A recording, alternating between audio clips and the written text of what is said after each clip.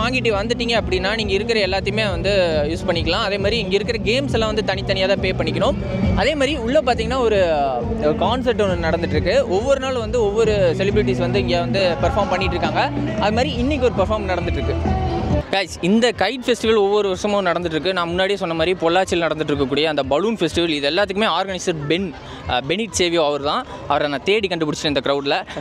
Sir சொல்லுங்கள், இந்த guide ஃபெஸ்டிவலை பற்றி சொல்லுங்கள். வணக்கம். இது வந்து 3rd இன்டர்நேஷ்னல் கைட் ஃபெஸ்டிவல்.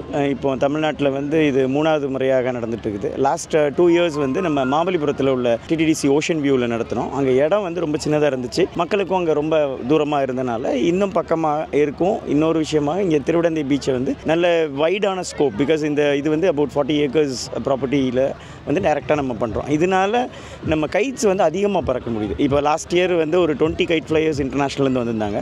இந்த வருஷம் வந்து 40 கைட் ஃப்ளையர்ஸ் கிட்ட வந்திருக்காங்க.